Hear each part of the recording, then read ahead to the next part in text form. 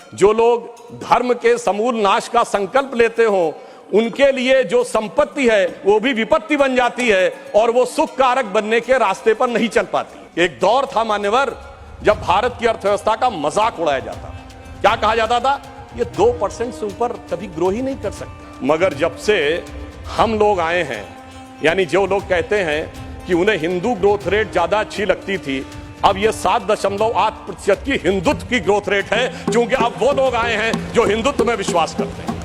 जैसे ही राम मंदिर का आंदोलन शुरू हुआ, अर्थव्यवस्था के अंदर भी नया परिवर्तन शुरू हुआ।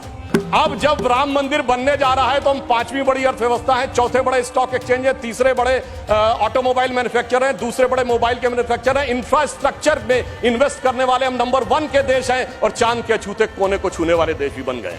एक दौर था जब भारत का 91 की बात कर रहा हूं, फॉरेन एक्सचेंज रिजर्व 1 बिलियन पे आ गया था। 2-2 बार रुपये का डिवैल्यूएशन हुआ था, सोना गिरवी रखा गया था। लोगों को याद होगा जुलाई अगस्त की बात, तो एक 91 की दिवाली थी, एक वो भी दिवाली थी जब उजड़ा हुआ गुलशन था, रोता हुआ माली था। एक ये भी दिवाली है जब महका हुआ गुलशन है और ज्योत निराली है, एक वो भी दिवाली थी, एक ये भी दिवाली। वर्तमान समय में यदि हम देखें तो हमने उस जिम्मेदारी का निर्वाह किया है कि गरीब के पास जरूरत पड़ने पे जीवन की आवश्यकताएं भी रहीं, विकास के नए सोपान भी बनते रहे, रेलवेज का मॉडर्नाइजेशन हो, 90% से अधिक इलेक्ट्रिफिकेशन हो गया हो, 70 से अधिक एयरपोर्ट बन गए हो, भारत चीन सीमा के ऊपर हैवी इंफ्रास्ट्रक्चर का निर्माण हो, वो भी किया है।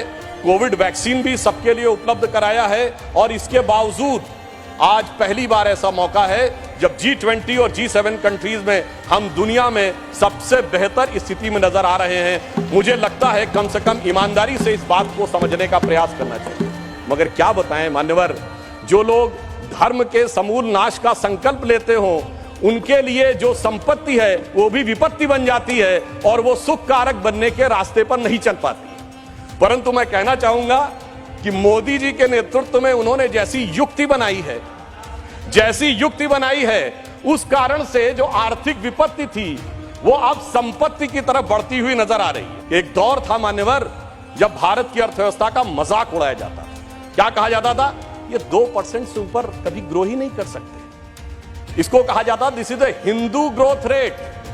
ये कह के हमारा मजाक उड़ाया जाता था कि ये कभी 2% से ऊपर ग्रो नहीं कर सकते मान्यवर।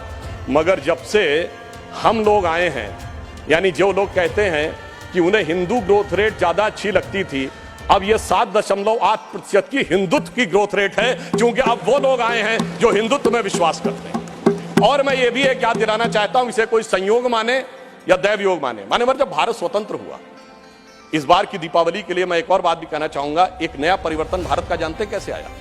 ये सब कुछ जनता के सहयोग, समर्थन और मोदी जी की युक्ति के साथ तो हो ही रहा है, एक नया स्वरूप भी भारत का उभर रहा है। वो क्या है? जब मान्यवर देश आजाद हुआ तो उस समय भारत की अर्थव्यवस्था पे ताला लगा हुआ है। हमारे तुरंत विपक्षी लोग कहते साहब कुछ था नहीं, बहुत कुछ हम कर नहीं सकते थे। और जब ताला खुला उस समय श्री राम लला विराजमान भी ताले में ही थे। जैसे ही राम मंदिर का आंदोलन शुरू हुआ, अर्थव्यवस्था के अंदर भी नया परिवर्तन शुरू हुआ। 90 से 92 का ही दौर है अर्थव्यवस्था में भी बदलाव का, भारत की अर्थव्यवस्था के खुलने का, भारत की राजनीति की व्यवस्था के भी बदलने का।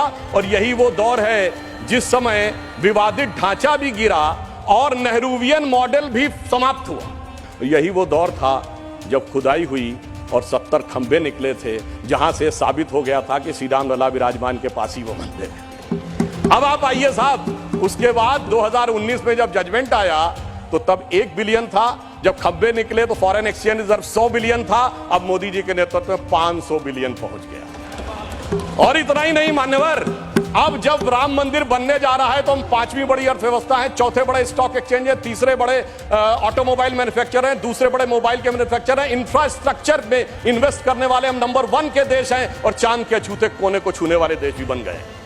और अब अगर आप देखें तो हम G20 में सबसे ऊपर बढ़ते चले जा रहे हैं। ये कह के मैं सिर्फ ये बताना चाहता हूं, कुछ ऐसे संयोग होते हैं जिनको देखने के लिए एक अलग दृष्टि चाहिए, जिसके लिए रामचरितमानस में एक चौपाई है कि सुमति कुमति सबके उर रही, यानी अच्छी मति और बुरी मति सबके मन में रहती है। नाथ पुराण निगम यह कहीं, ये पुराण और उपनिषद ये बताते हैं। और जहां सुमति तहां संपत्ति नाना, जहां कुमति तहां विपत्ति निधाना।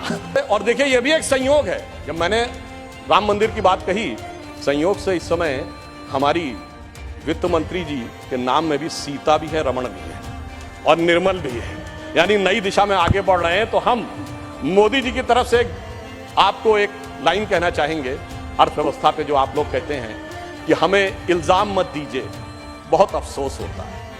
हमें इल्जाम मत दीजिए, बहुत अफसोस होता है। बड़ी तरकीब से कश्ती यहां तक लेके आए हैं, बदल देते हैं हम दरिया की लहरें अपनी हिम्मत से। आंधियों में भी अक्सर चिराग हमने जलाए।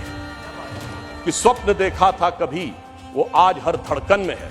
हम अर्थव्यवस्था के जो स्वरूप में जा रहे हैं, स्वप्न देखा था कभी वो आज हर धड़कन में है। एक नया भारत बनाने का इरादा मन में है और बढ़ रहे हैं हम प्रगति की ओर उस रफ्तार से। कर रहा है विश्व भी हमको नमन उस पार से।